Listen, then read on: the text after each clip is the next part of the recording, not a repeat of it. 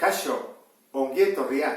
Esaten digutenean bi magnitude alderantziz proportzionalak direla, horrek esan nahi du magnitude bat bider bi egiten badugu, beste egingo dugula zati bi. Bat handitzen denean, bestea txikitu. Eta bat txikitzen denean, bestea handitu. Orduan hortarako adibide bat jarri dut. Eta da hau. Landerrek etxetik lantegira joateko 12 minutu behar ditu, 60 kilometroko abiadura badoa. Ulertzen da, kotxez doala. Zenbat denbora beharko du, 20 kilometroko abiaduraz badoa. Hau da, bizkaitan hartuko luke, kotxe hartu beharria. Nola izango litzateke problema hau. Eta zer esan edu magnitudeak alderantziz proportzionalak direla.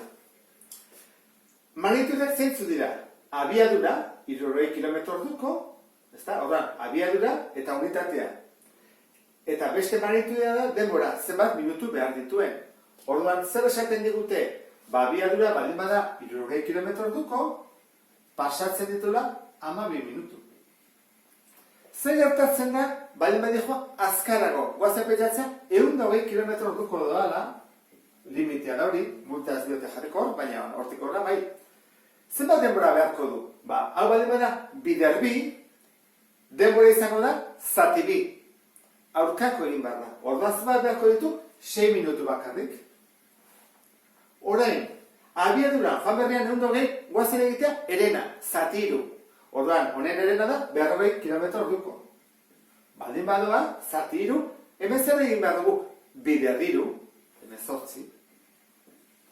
Ikusten dezu bezala, bidertzerakoan goiti bera, 60 bider 12 da 720, 120 bider 6 da 720, 40 bider 8 berdina da 720, eta guazen petxatzea, orain esaten digutela, honen bikoitza. Orduan, joan berriak 40 kilometro duko, guazela doblea, lan 20. Orduan, denbora, zenba beharko nuke, erdia, 9. Baita ere, 720. Orduan ulertu da, esan nahi dutana da, magnitude bat bider bi baldin bada, beste izango da, zati bi. Horren, nola egingo genuke problema hau. Ulertuta, bat handitzen denean beste txikia dela. Baiten da erantara. Jarriko du bi magnitudeak. Bada abiadura, kilometro orduko, eta beste esan dugu dela denbora. Minututa. Guazen jartzea, abiadura, 60 kilometroko baldin badoa, denbora zenbat behar du, 12 minutu. Honen, guazen petxatzea, bizikletaz guazela, 20 kilometro orduko. Jarriko genuke hemen. 20 kilometro orduko. Zenbat denbora behar da, isa. Esan dugu, alderantziz duen dela proportzionala. Horrek esan nahi du, buelta behar degula. Alderantziz delako. Buelta ematen bai dugu, atako zaigu horrela. 20 goian eta 60 behar. Ulertu da, ezta? Alderantziz. Buelta bai dugu. Eta hori, mantentzen da. 12 zati isa.